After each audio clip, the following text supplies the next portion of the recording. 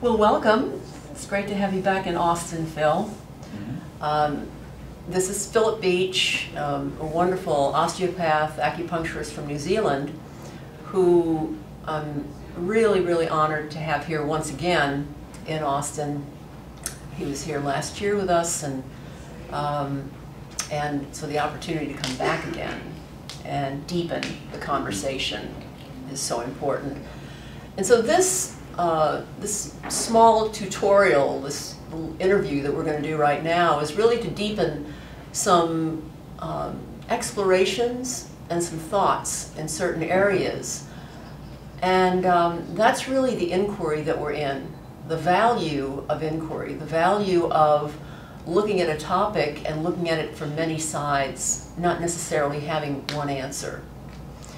And so one of the things that I'd love to explore with you is a big topic in the Pilates community, which is the importance of the psoas as a midline muscle. And of course, I know the psoas is important, but I'd love to hear your perspective of highlighting the psoas as the most important. Okay. Well, as Wendy knows, my expertise is in modeling human movement, how to put hundreds of muscles back together into big patterns. And the more I do this work, the less I think there's a lot of value in trying to highlight a muscle like the psoas and bring that one out of the matrix and giving it great stress, because to be honest, it's no different or better than 100 other muscles I could name that I think are very important. The psoas embryologically is derived from your dorsal body, from your back body. So though it looks like it's a front muscle, embryologically it's a back muscle. So it's related more to your gluteal muscles than it is to your abdominal muscles from an embryological perspective. It's associated with the pelvis, it's associated with the spine. I don't think there's a lot of value in trying to isolate the muscle.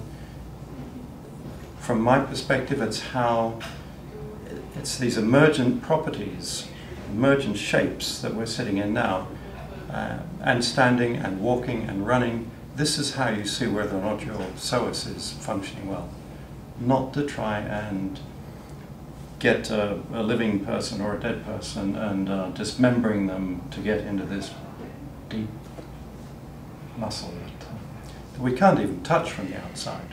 You know, it's in a sense it's a figment of our imagination.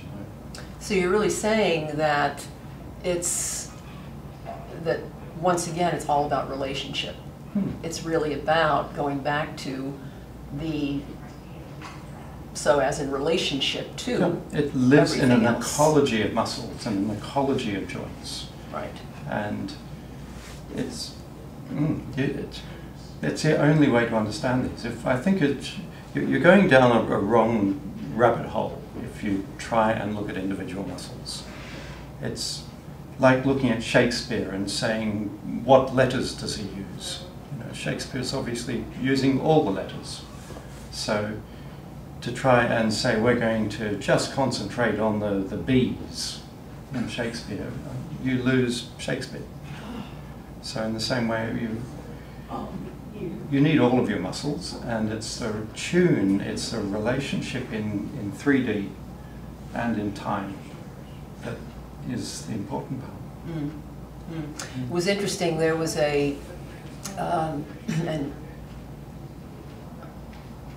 segment, like a video, small video that was sent around in the last couple of weeks by a teacher in the yoga community that was very nicely done about a study of upper rotation of the scapula and demonstrating the many different ways the scapula can move, what's occurring with the humeral head and the glenoid fossa when that's happening.